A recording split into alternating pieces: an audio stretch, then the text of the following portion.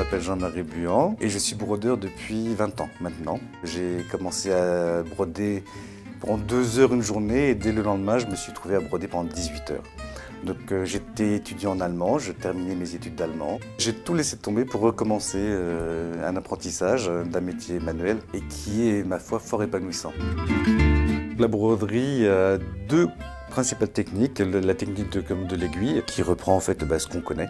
La pose de sequins, de bijoux, le point de croix, la broderie traditionnelle et la seconde technique étant le crochet de Lunéville qui est une technique utilisée uniquement en haute couture. On fait à peu près 2000 points par heure et chaque point doit être adapté et à la perle et au tissu et au dessin. Je me suis formé en fait à l'école de Sage. J'ai commencé à travailler à domicile pour une maison qui a disparu depuis. Et par la suite, j'ai eu la chance de rentrer en tant que brodeur pour une collection chez Jean-Paul Gaultier.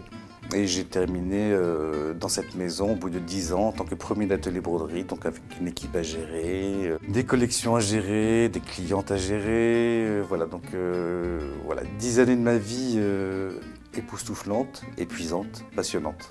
La broderie devait s'adapter en fait.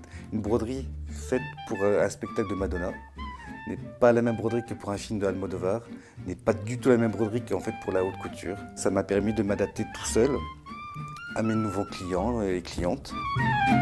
J'ai ouvert ma propre société en fait à mon nom, donc je travaillais tout seul. Le côté un petit peu rigolo, c'est que je travaillais chez moi, donc à Petit-Quevilly, pour des clients parisiens.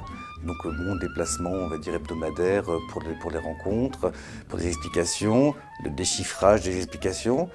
Parce que quand un créateur explique ce qu'il veut, il ne sait pas ce qu'il veut souvent, mais il sait ce qu'il ne veut pas.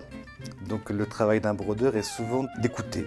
Depuis maintenant 3 ans, j'ai été travailler pour la maison Le Sage et ils m'ont gardé.